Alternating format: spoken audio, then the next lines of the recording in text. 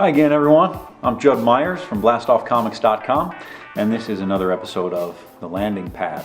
So it seems that we have a theme going on, certainly for the last couple of weeks, and definitely on the website. It centers around family and comics. And so I was going around and trying to pick some things from the store that were classic comics, all about that thematic. Amazingly, one of the things that jumped out at me was Batman.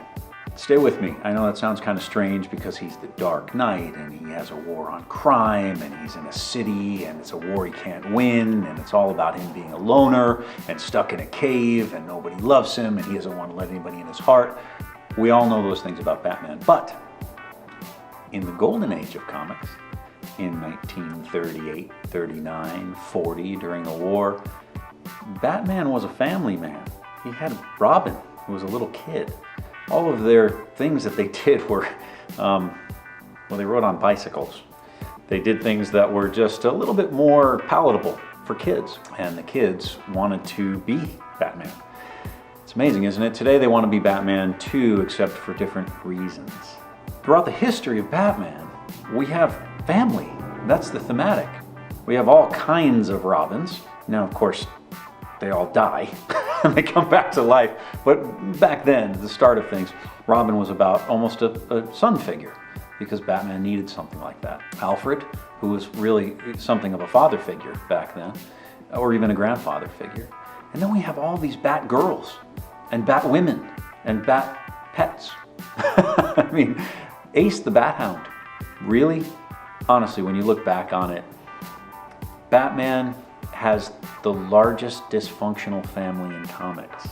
Throughout history, he's not just had family, but he's had friends, a gallery of friends. He's been on so many teams. Here he is, a lone figure, and he's been a member of all the most important teams in comics, a team player and a leader. Everybody knows something about Batman. Every one of his friends, every one of his family, they know something about him that's intimate. And he certainly knows everything about everybody else, but intimacy, isn't that what family is? In comics, we have a lot of characters that have no intimacy at all. I mean, Wolverine sort of borders on that, but even he has a family. Here in the Batman comics of old, we find Batman smiling. Smiling, smiling, smiling, smiling, smiling. A lot of smiling going on. Robin certainly was happy too, but the point is that crime fighting was adventure.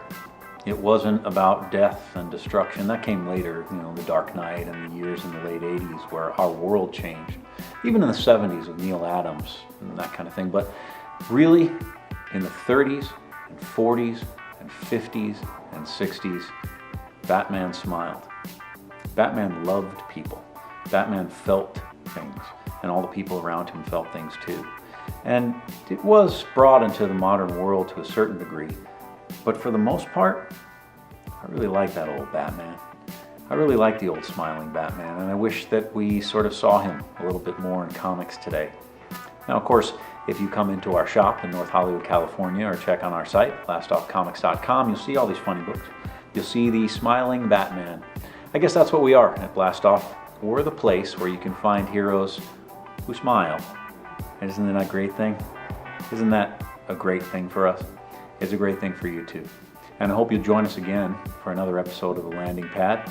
Until next time, always remember, go out into the world and do well.